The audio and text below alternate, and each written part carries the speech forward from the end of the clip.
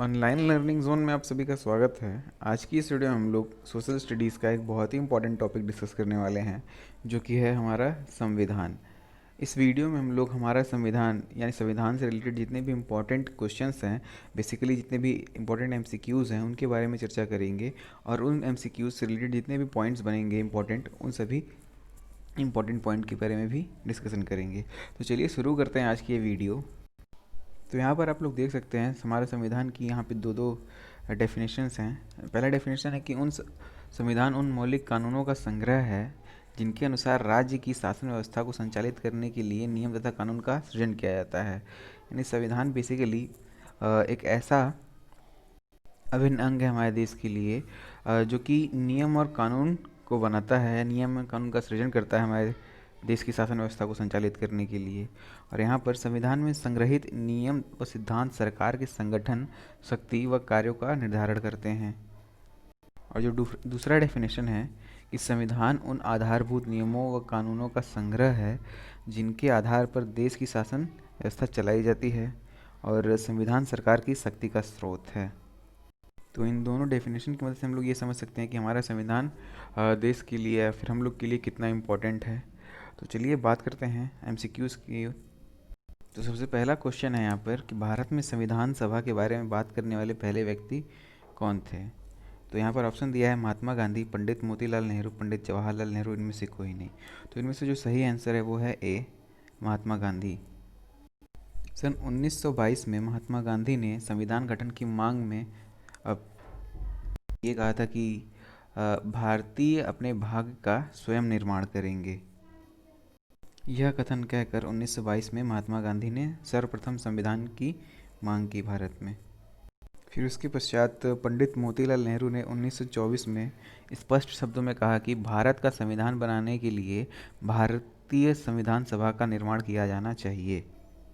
फिर इसके बाद 1938 में नेहरू जी ने भी अपना योगदान संविधान बनाने में दिया था। इनका यह कथन था कि स्वतंत्र भारत का संविधान बिना किसी बाह्य हस्तक्षेप के वयस्क मताधिकारी के आधार पर निर्वाचित सभा द्वारा बनाया जाए। तो इस क्वेश्चन का आंसर है महात्मा गांधी। महात्मा गांधी ने ही सर्वप्रथम संविधान के गठन की मांग की थी। चलिए बढ़ते हैं अगले क्वेश्चन की तरफ। अगला क्वेश्चन है कि अंग्रेजों द्वारा कब स्वीकारा गया कि भारत के लिए संविधान होना चाहिए। तो इस क्वेश्चन से रिलेटेड कुछ पॉइंट्स हैं। चलिए पहले उस पॉइंट के बारे में डिस्कस कर लेते हैं, फिर इन सभी क्वेश्चन को सॉल्व करेंगे। सबसे पहला पॉइंट यहाँ पर है अगस्त प्रस्ताव, फिर इसके बाद क्रिप्स प्रस्ताव के बारे में देखेंगे, फिर कैबिनेट मिशन योजना। तो अगस्त प्रस्ताव क्या था? अंग्रेजों के द्वारा भारतीय संविधान बनाने के लिए मंजूरी दी गई। संविधान बनाने के लिए अंग्रेजों ने पहली बार अगस्त प्रस्ताव 1940 में रखा। संविधान बनाने के लिए सबसे पहला प्रस्ताव था मुस्लिमों द्वारा, अंग्रेजों द्वारा अगस्त प्रस्ताव। लेकिन इस प्रस्ताव को गांधी जी ने खारिज कर दिया। गांधी जी और अन्य नेताओं ने मिलकर इस प्रस्ताव को नहीं माना, क्योंकि इस प्रस्ताव में अंग्रेजों के इस प्रस्ताव में साफ साफ लिखा था कि भारतीय के अलावा अंग्रेज भी इस सभा का सदस्य होंगे। तो गांधी जी को ये मंजूर नहीं था कि भारतीयों के अलावा भी कोई अंग्रेज इस सभा का सदस्य हो, जो हमारा संविधान सभा बनेगा उस सभा का सदस्य हो। तो इसलिए महात्मा गांधी और अन्य नेताओं ने मिलकर अगस्त प्रस्ताव को ठुकरा दिया, क्योंकि वे सभी सदस्य को चाहते थे कि भारतीय हो।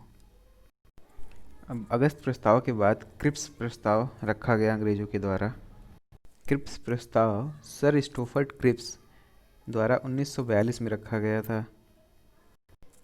क्रिप्स प्रस्ताव में अंग्रेजों ने स्पष्ट रूप से यह स्वीकार किया कि भारतीयों के लिए एक संविधान सभा होनी चाहिए, लेकिन इसको भी स्वीकार नहीं किया गया, यानी ये प्रस्ताव भी स्वीकार नहीं किया गया, क्योंकि इस प्रस्ताव में साफ साफ लिखा था कि जो संविधान बनेगा या फिर जो संविधान का गठन होगा वो युद्ध की समाप्ति के बाद होगा। तो इसी बात के कारण कि जो संविधान का गठन होगा वो युद्ध की समाप्ति के बाद होगा, युद्ध के दौरान क्यों नहीं होगा। तो इसी बात की वजह से गांधी जी ने या फिर अन्य क्रांतिकारियों ने इस प्रस्ताव को अस्वीकार कर दिया। और ये जो स्टेटमेंट था कि युद्ध की समाप्ति के बाद संविधान का गठन होगा, तो इस स्टेटमेंट के लिए गांधी जी ने इस प्रस्ताव को दिवालिया बैंक के चेक की संज्ञा दी थी। यानी क्रिप्स प्रस्ताव को गांधी जी ने दिवालिया बैंक के चेक की संज्ञा क्रिप्स प्रस्ताव को दी थी। तो चलिए अब तो अगला क्वेश्चन है कि गांधी जी द्वारा किस प्रस्ताव को दिवालिया बैंक के चेक की संज्ञा दी गई थी। तो यहाँ पर जो क्रिप्स प्रस्ताव है उसको जो कि 1942 में रखी गई थी अंग्रेजों द्वारा, और इसमें साफ साफ लिखा था कि जो संविधान का गठन होगा वो युद्ध की समाप्ति के बाद होगा। तो इसी वजह से महात्मा गांधी ने इस प्रस्ताव को दिवालिया बैंक के चेक की संज्ञा दी थी। तो सही ऑप्शन है बी। और अगला क्वेश्चन है कि संविधान सभा का गठन किस योजना के तहत हुआ।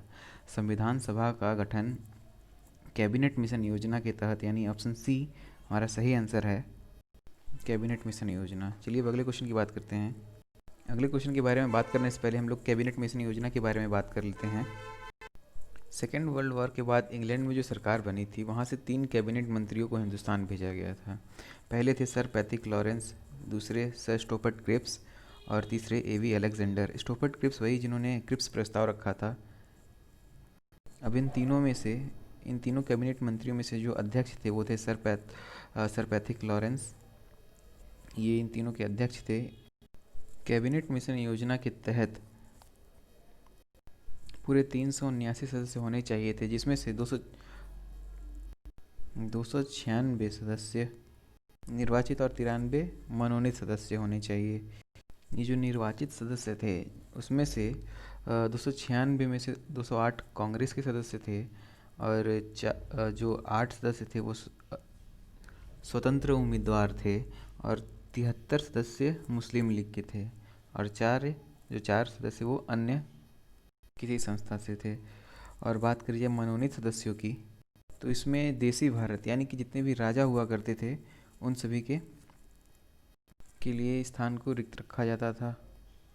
तो यहाँ पर जितने भी निर्वाचित सदस्य रहे हैं उसमें से पंडित जवाहरलाल नेहरू, डॉक्टर राजेंद्र प्रसाद, सरदार वल्लभ भाई पटेल, सरोजिनी नायडू, श्रीमती दुर्गाबाई, हंसा मेहता, रेणुका राय, ये सारे के सारे क्रांतिकारी या फिर ये सारे सारे नेता निर्वाचित सदस्य में प्रमुख सदस्य थे। चलिए देखते हैं क्वेश्चन को कि कैबिनेट मिशन योजना के तहत संविधान सभा में कितने सदस्य होने चाहिए। तो जो लास्ट वाला ऑप्शन है डी, 389 सदस्य होने चाहिए। अगला क्वेश्चन है संविधान सभा का गठन कब हुआ। तो संविधान सभा का गठन जुलाई 1946 को हुआ था। और जैसा कि हमने डिस्कस किया अभी कि अगस्त 1940 में अगस्त प्रस्ताव रखा गया था, और जुलाई 1946 में संविधान सभा का गठन हुआ था। और जो तीसरा ऑप्शन यहाँ पे दिसंबर 1946 है, इसमें संविधान सभा की पहली बैठक हुई थी, यानी दिसंबर 1946 में पहली बैठक हुई थी। अब इसके बाद भारतीय संविधान की पहली बैठक के बारे में बात करी जाए तो ये 9 दिसंबर 1946 को गठित हुई थी, और इनके जो अध्यक्ष थे वो सच्चिदानंद सिन्हा थे। इनको ये सबसे बुजुर्ग व्यक्ति थे उस समय, तो इनको अस्थाई अध्यक्ष बनाया गया था संविधान सभा की बैठक का। और उस समय पूरे 379 सदस्यों में से केवल 207 सदस्य उपस्थित थे, जिसमें से 9 महिलाएं थीं। और उस समय जितने भी मुस्लिम लीग के सदस्य थे 73 सदस्य, वो सब ने इस प्रथम बैठक का या पहली बैठक का बहिष्कार किया था। और जो 93 देसी रियासतें थीं वहाँ के भी सदस्य नहीं आए थे। तो इस वजह से 379 सदस्यों में से केवल 207 सदस्य उपस्थित थे।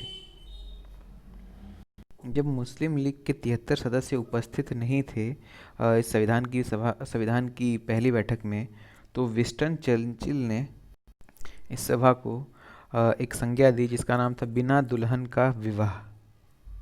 तो ये तो रही ब्रीफ सी कुछ बातें संविधान सभा की पहली बैठक के बारे में। चलिए बढ़ते हैं क्वेश्चन की तरफ।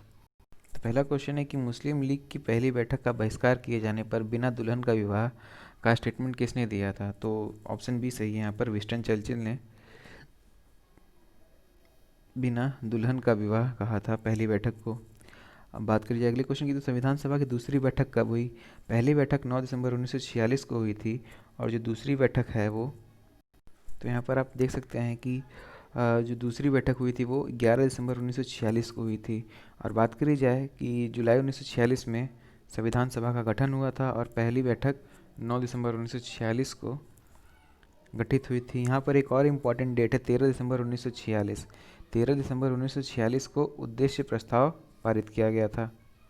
पेश किया गया था। इस प्रस्ताव को पंडित जवाहरलाल नेहरू ने संविधान सभा में पेश किया था और ये प्रस्ताव 22 जनवरी 1947 को पारित हुआ था। पेश किया गया था 13 दिसंबर 1946 को और ये पारित हुआ 22 जनवरी 1947 को। तो इस क्वेश्चन का आंसर हो जाएगा हमारा ऑप्शन नंबर सी, 11 दिसंबर 1946। अब चलिए आगे बढ़ते हैं। अगला क्वेश्चन है कि संविधान निर्माण में किस समिति का योगदान रहा। तो संविधान निर्माण में संघीय समिति, संघीय अधिकार समिति, संघीय संविधान समिति, प्रांतीय समिति, प्रारूप समिति, इन चारों समितियों के अलावा अल्पसंख्यक समिति, मौलिक अधिकार समिति, सब के सब समितियों का योगदान रहा है। लेकिन इसमें जो सबसे ज़्यादा सबसे महत्वपूर्ण योगदान था वो था प्रारूप समिति का योगदान। तो इस क्वेश्चन का कोई सही आंसर तो नहीं है, लेकिन सबसे इम्पॉर्टेंट जो समिति थी वो प्रारूप समिति थी संविधान निर्माण में। चलिए अगले क्वेश्चन की बात करते हैं। अगला क्वेश्चन है कि प्रारूप समिति के अध्यक्ष कौन थे। प्रारूप समिति के अध्यक्ष थे भीमराव अंबेडकर। आगे बढ़ने से पहले प्रारूप समिति के बारे में जान लेते हैं हम लोग। प्रारूप समिति यानी कि ड्राफ्टिंग कमेटी इसका दूसरा नाम है और पांडुलेखन समिति भी कह सकते हैं इसको। और इस समिति को BN राव यानी बेनेगल नरसिंह राव ने तैयार किया था।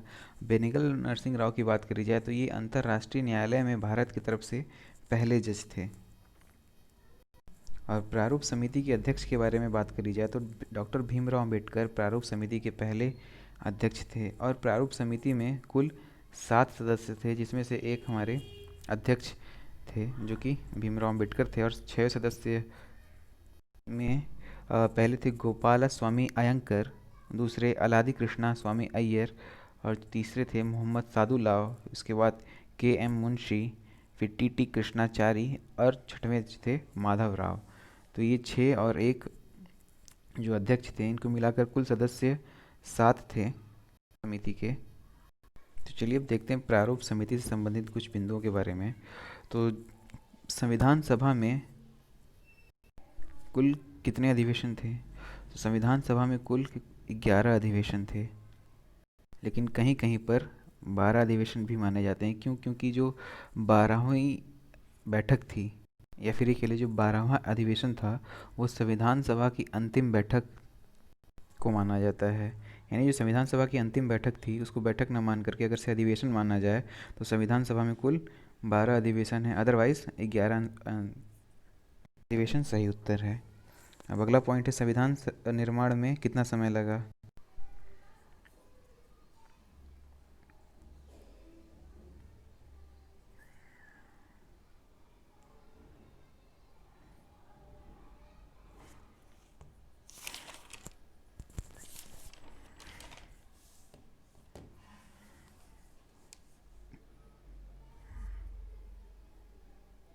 संविधान निर्माण में कुल 2 वर्ष 8 महीना और 11 दिन का समय लगा। अगला है संविधान निर्माण का कार्य कब पूरा हुआ। संविधान निर्माण का कार्य 26 नवंबर 1946 को पूरा हुआ। और जो 26 नवंबर 1946 है ये एक बहुत ही इम्पोर्टेंट डेट है। इस दिन को विधि दिवस के नाम से भी जाना जाता है।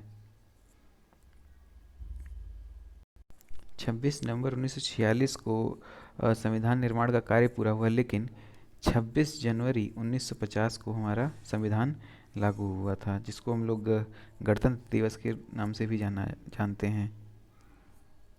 याद रखेंगे कि संविधान निर्माण का कार्य 26 नवंबर 1946 को हुआ था और लागू 26 जनवरी 1950 को हुआ था। अगला पॉइंट है मूल संविधान में कुल कितने अनुच्छेद हैं। मूल संविधान में कुल 395 अनुच्छेद, 22 भाग और 8 अनुसूचियाँ थी मूल संविधान में। चलिए बात करते हैं क्वेश्चन की। क्वेश्चन है कि प्रारूप समिति में कितने सदस्य थे। तो प्रारूप समिति में कुल 7 सदस्य थे। अगला क्वेश्चन है संविधान सभा में कुल कितने अधिवेशन हैं। तो यहाँ पर आंसर है ए सही हो सकता है, यानी कि संविधान सभा में कुल 11 अधिवेशन हैं। अगर से ऑप्शन में 12 भी दिया है तो उसको भी करेक्ट कर सकते हैं, लेकिन से इन दोनों में जो सही आंसर होगा वो होगा 11, यानी संविधान सभा में कुल 11 अधिवेशन हैं। अगला क्वेश्चन है कि संविधान सभा में कुल कितनी महिलाएं थीं। तो जैसा कि अभी हमने डिस्कस किया कि संविधान सभा में टोटल 379 सीटें थी, जिसमें से केवल 9 महिलाओं ने भाग लिया था। लेकिन जो टोटल महिलाएं थी वो 9 9 करके 15 थी, यानी 15 महिलाओं में से केवल 9 महिलाओं ने भाग लिया था। तो ये पहली बैठक की बात हो रही है कि पहली बैठक में केवल 9 महिलाओं ने भाग लिया था, लेकिन जो टोटल महिलाएं थी वो थी 15। तो यहाँ पे सी ऑप्शन सही है। अगला क्वेश्चन है कि विधि दिवस कब मनाया जाता है। तो विधि दिवस 26 नवंबर 1949 को मनाया जाता है, और इसी विधि दिवस के दिन पे 16 अनुच्छेद लागू हुए थे, जिसमें से अनुच्छेद 5, 6, 7, 8, 9 जो कि नागरिकता से संबंधित है, और अनुच्छेद 60, 366, 367, 380, 324, ये सारे अनुच्छेद लागू किए गए थे विधि दिवस के दिन पर। तो सोशल स्टडीज़ का जो ये टॉपिक था, हमारा संविधान, तो इस वीडियो में आज के लिए बस इतना ही। इसके आगे वाले भाग में हम लोग डिस्कस करेंगे कुछ और इंटरेस्टिंग क्वेश्चंस के बारे में। तो मिलते हैं हम लोग अगली वीडियो में, तब तक के लिए थैंक यू सो मच। और अगर से प्लीज़ आप लोग को ये वीडियो पसंद आई तो प्लीज़ इस वीडियो को लाइक करिए, शेयर करिए और सब्सक्राइब करना ना भूलिए। तो मिलते हैं अगली वीडियो में, तब तक के लिए थैंक यू सो मच।